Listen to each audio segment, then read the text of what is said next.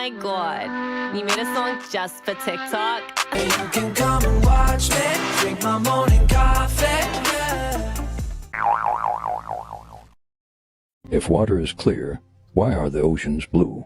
Because water is actually blue. You just need a lot of it for it to start to look blue. This is just like how glass is actually green. You just need a lot of it for it to start to look green. For example, just look at the side of any mirror. It looks green. And if the atmosphere makes the sky blue, then why does the Earth appear blue in space? Hold on, is this guy serious? It's because the water's blue. If the moon reflects the sun's sunlight at night, then how can you see the sun and the moon at the same time? Notice how in this clip, the shadow on the moon, the part that's not lit up, is on the opposite side from the sun. That's because the sun's light is lighting up the bright part of the moon.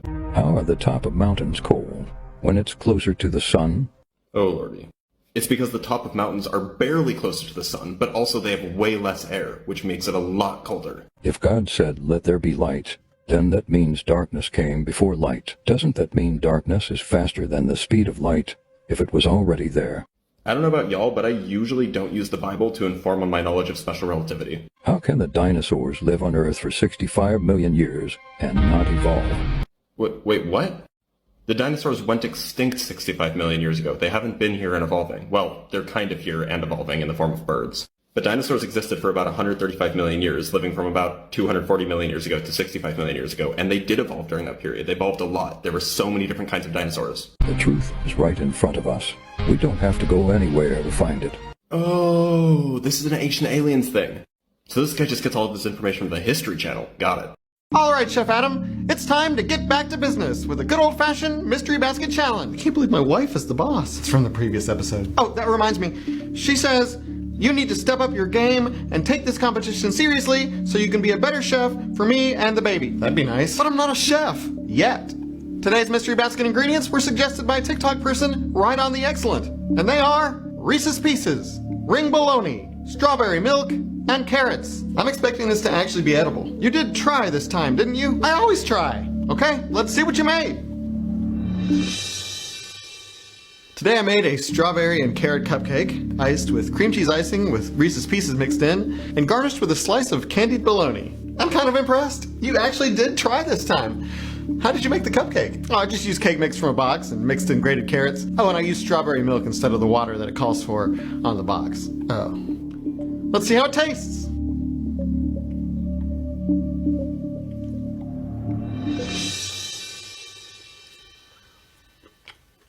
You know, this is not bad. Neat. Yeah. Did I win? Win what? The prize?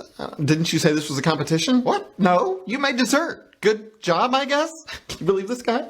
He wants a prize just for making a passable dessert. Ooh, that's some entitlement. Now go do the dishes and take out the trash. Okay. This took me like 3 hours. The Cutus Minimus, better known as the Gym Bro. These male stallions converge at gymnasiums as this environment creates ideal conditions for suitable mates. This young Chad spots his next one-night stand. While this female is single, today she is not alone. The Power Liftus, a distant relative of the Gym Bro. His muscles hardened from years of creatine exposure. The young Chad has been challenged. The two square up. Anything goes in these dominance battles. Pelvic thrusting is entirely within the rules. The stakes are high. These males risk bruised egos and being called a beta male. And just like that, it's all over. The champion fends off the young challenger and claims his prize. He's still the dominant male. These are the Biscuit Boys, Frog and Newt. Here's Frog making the morning biscuits for their bakery. I'm Drennan Davis, I'm a comedian and artist, and this is Cat City. Cat City. Cat City. Since the pandemic, my business as a touring comedian had come to a screeching halt. My mental health was deteriorating quickly, and as I was working at home, I was desperate for company. I thought, well, maybe this is the perfect time to finally get a cat. And it just so happened that a friend of mine had found a litter of kittens behind an abandoned garage. She had found homes for almost all of them except for these two little orange boys, and I took that as a sign to adopt the little dudes. It had always been a dream of mine to have little adventure cats, and it just so happened that Frog and Newt had the perfect personalities to be adventure cats. We had started small by going on little bike rides and walks to the park, and eventually got them going on hikes. It was great because they had a lot of energy. They were like little dogs, and they needed to go out just to unload their crazies.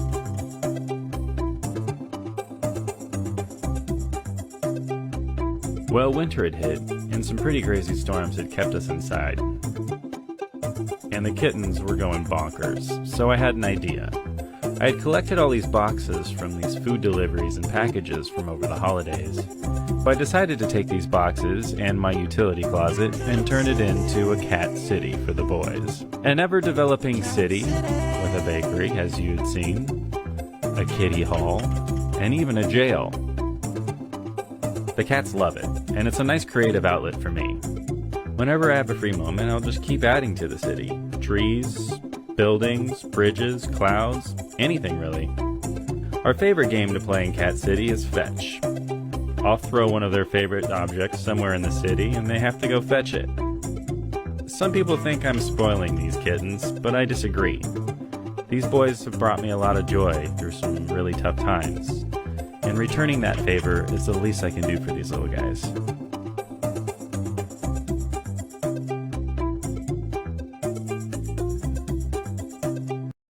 How do you tell time in Africa?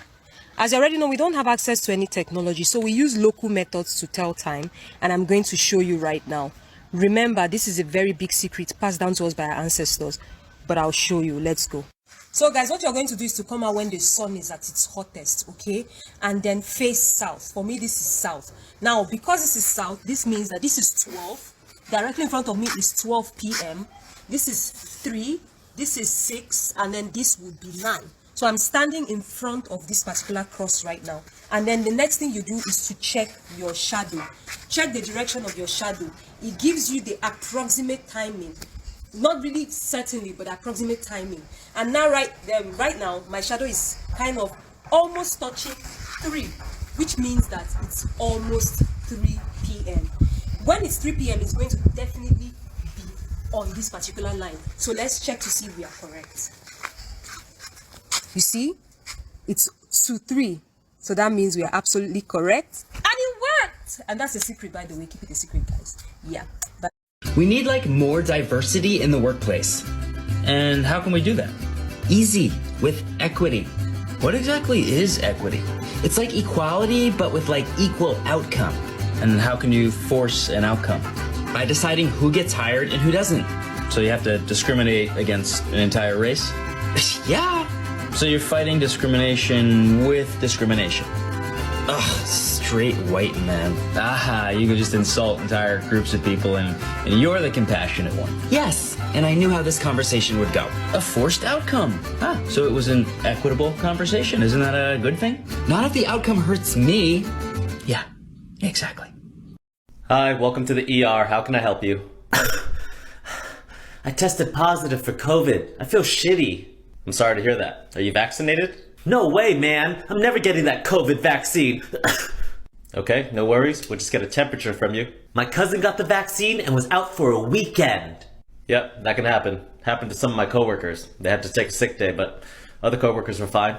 Why would you get the vaccine if it makes you sick? That's mental. Well, it doesn't make you sick. It keeps you from getting really sick. Under your tongue. After the vaccine, I had some body aches and was really tired the next day, so I took the day off. See? You got sick! Why would you purposely make yourself sick? Because that's normal. Besides, I'd rather wake up with body aches than risk getting full-blown COVID. We still don't know the long-term effects of this thing yet. And I work in the ER, so I have plenty of chances. Oh, yikes. Your fever's really high.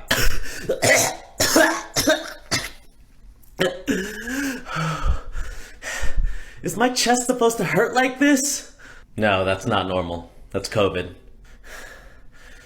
I still wouldn't get the vaccine. Well, between me, you, and your cousin, only one of us is in the ER feeling shitty from COVID, so maybe the vaccine is helpful. You're saying I wouldn't feel like this if I got the vaccine? I'm saying it would be significantly less likely.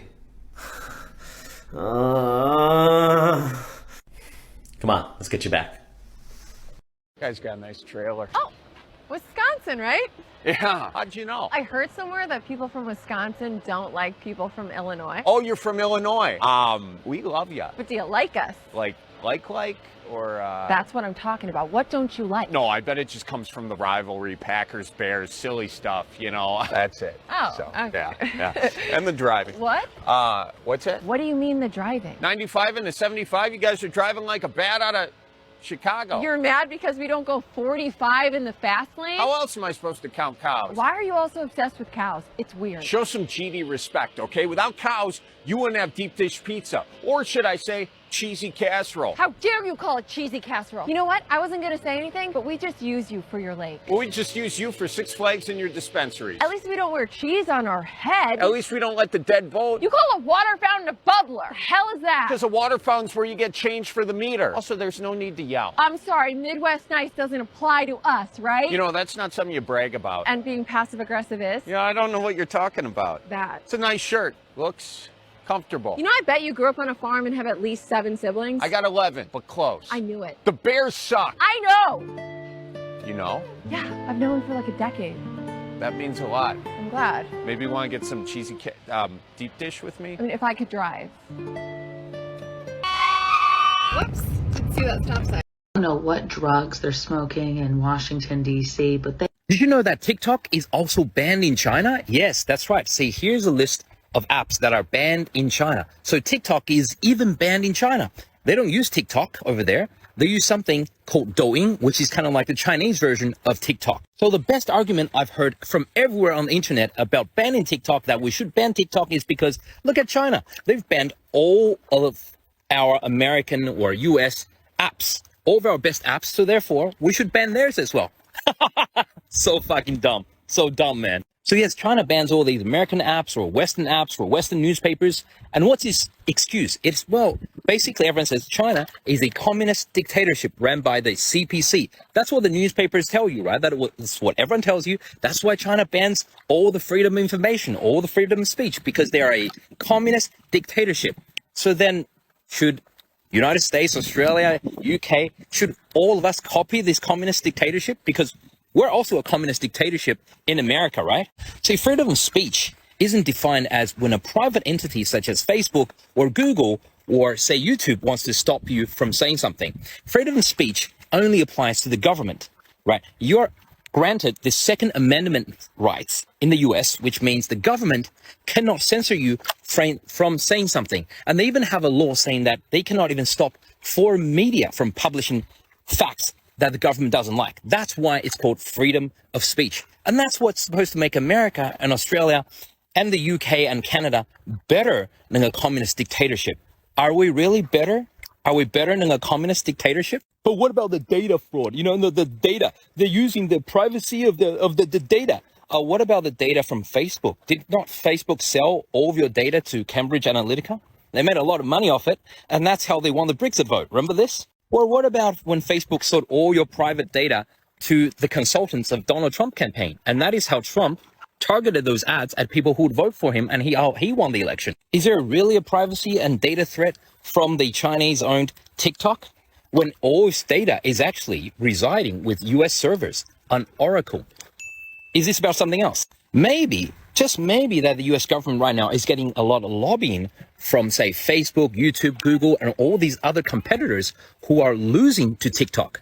Maybe this can be explained not by politics or racial discrimination. Maybe it can just be explained by plain old money and the Congress. Anyways, you're all going to probably lose another avenue of smart, informed people like me who tell you the truth. So click on my Stan link, and then you can follow me across Discord, Instagram, YouTube, Twitter, whatever. I'm a doctor. I'm a lawyer. And I run a Fortune 500 company. And we're a power throuple. We're the first ever Tinks. Triple income, no kids. We work hard and we play even harder. I only go for men in the 12-7-12 club. 12 feet combined, 7 figures combined, and 12 inches combined. Thank God Armando's come in with a strong 9.5. Anybody can marry one powerful man. But 2, only high achievers can accomplish that. Every day we wake up and compete for a night with Melissa. Anyone can get their wife to love them with no competition, but Greg and I live to compete for our wife's love. Whoever was a better husband during the day gets a wife at night. Powerful men don't have the time for a full-time wife. They're too demanding. But if you split those responsibilities, you can make it work. I only have to spend 20 minutes a day with Melissa. It's good going to bed at night knowing we conquered the day. After all, sleep is the most important factor for success. I went to my first influencer party. So I got invited to TikTok's party at South by Southwest. And I walked up to a group of people, and there was this guy who was about this tall who was bragging about how he had over 300,000 followers. But then this fun-sized creator said, yeah, I only fuck other creators, but my rule is they have to weigh under 125 but have over 125k followers. I said, ew, bitch, you can't even satisfy the height requirement to ride a roller coaster, let alone a full-bodied queen. Like, I dare you to post a pic of you in the driver's seat of your car so women can see that you can't see over the steering wheel. So the other people in the group started laughing, and I was like, bro has requirements for women when he's the one that needs to ask for a booster seat at the restaurant. By now, this kid's face is so red, and he goes, are you done? I said, no. Stand up straight. Being that close to the ground, you can't afford to slouch. There. Now I'm done. What is this mountain? Why is it round? How come it's in New Hampshire? Why do you ask so many goddamn questions? Lucky for you, I got all the answers. Especially why it's in New Hampshire. It's in New Hampshire because it's a stroke of bad luck. That's the only reason anything's in New Hampshire. But why is it round? That's a really good question. Today, the Ossipee Mountains are arranged just north of Lake Winnipesaukee, which today is a wildlife refuge for guys that look like this. But the reason that the Ossipee Mountains look like this is because they were once a volcano. 125 million years ago, the world looked like this. It was the Cretaceous period, and as Pangaea split apart, there was still some volcanic activity on the eastern coast of the United States. Somewhere, in an ancient land that would one day become New Hampshire, there was one of these. A stratovolcano, one of the stereotypical-looking volcanoes that you probably remember from your textbooks. But our volcano is not long for this world. Over time, volcanic activity begins to move away from this area, causing the magma chamber to cool and the cone of the volcano to collapse into a caldera, creating something like the Ngorongoro crater in Tanzania. 120 million years go by, and the land erodes, leaving behind a circular mountain range where there was once a volcano. Okay, hold on and shut the fuck up. Prehistoric what the fucks? Now listen to me very, very carefully, alright? I just read an article and then double checked to see if the article was real. It's fucking real. Scientists have grown a giant meatball with mammoth DNA. And this has been done by an Australian company called Vow. And what the fuck does Vow do? They are culturing or growing meat in labs for consumer use. And the fuckers decided to use woolly mammoth DNA, which we have due to specimens we found preserved in ice. So what they did was take the woolly mammoth DNA sequence and inserted it into sheep cells. From their myoglobin count, they see that the woolly mammoth DNA is more than 99% of that meat. And they're doing this because of the livestock crisis. Because farming certain animals, like cattle, take a lot of land. Apparently, growing meat sacks in a lab doesn't. And they state they could do this with a lot of any other animals, really. Antelope, gazelles, lions, deer, whatever. What they aim to do is to reduce the slaughtering of animals as well as fight the climate crisis, which is admirable. I'm not gonna lie, guys. I'm kind of conflicted on this. I'm not sure where the ethics lie in this, but the reasoning seems sound, and what they unveiled today, if it is true, it seems possible. Judging from this picture, not only did they put it on a plate, they cooked it and then garnished it with some kind of sauce or something. I know I said I don't want to talk about eating extinct animals unless it's relevant, and here's the thing, it's fucking relevant. Our ancestors used to hunt and eat these things, and today, for the most part, all we could do with mammoths is go to museums and observe them, or if you're lucky enough, study the remains. But because of Vow, we might be able to eat them.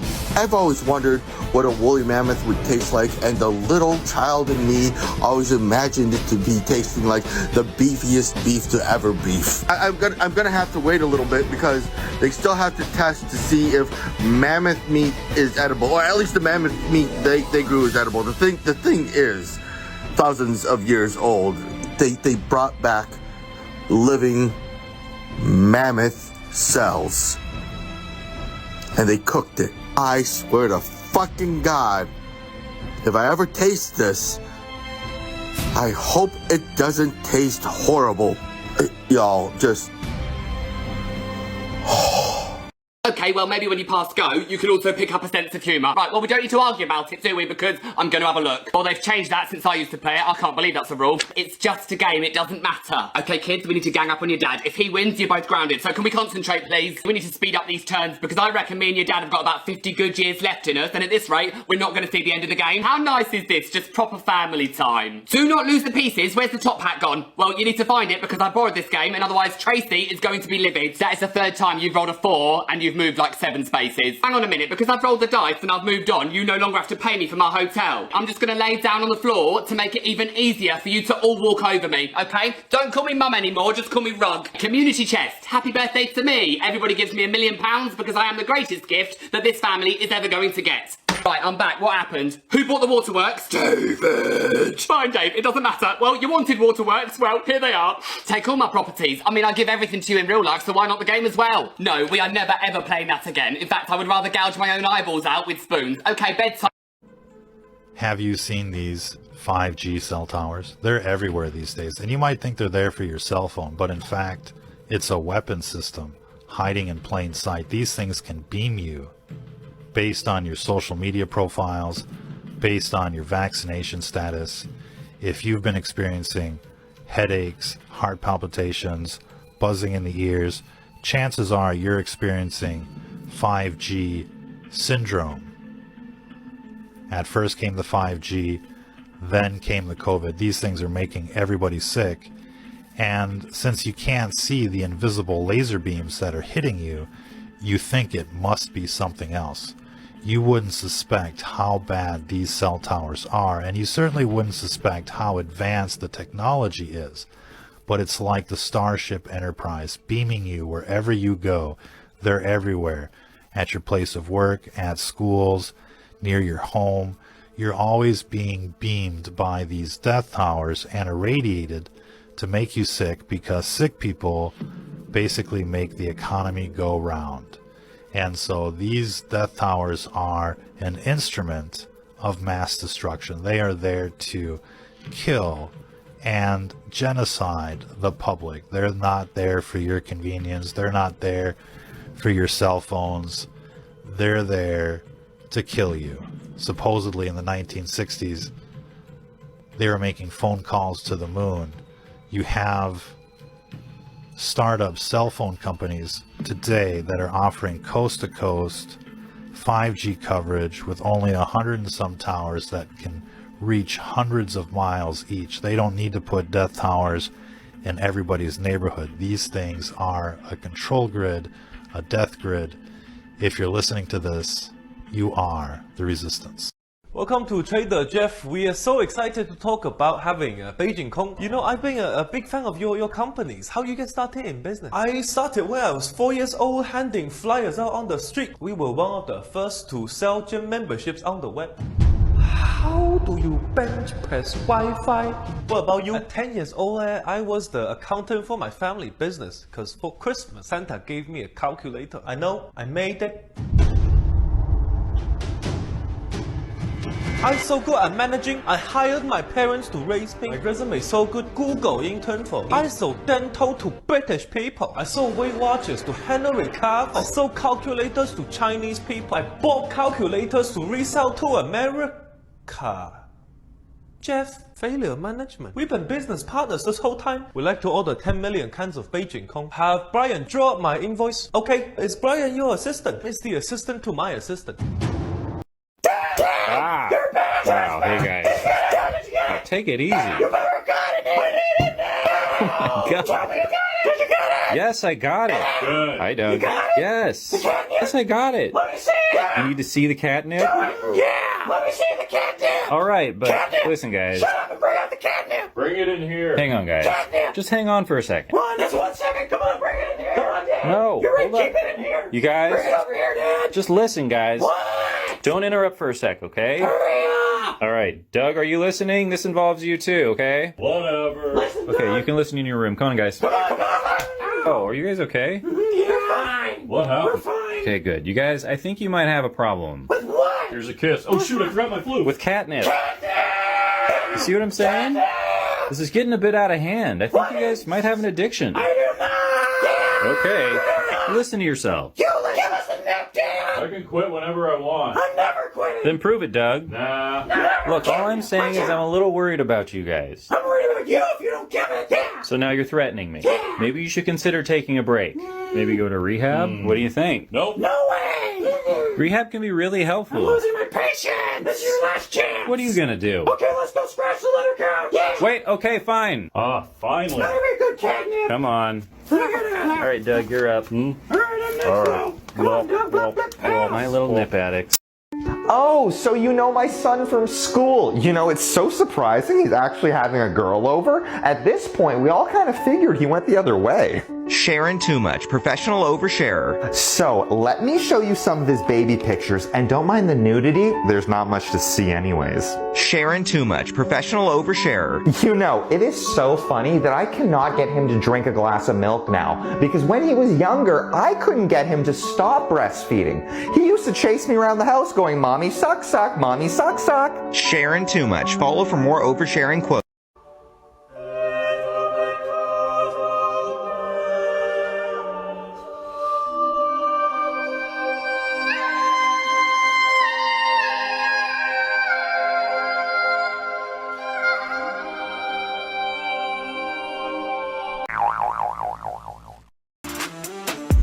But you make me kinda nervous. You do that on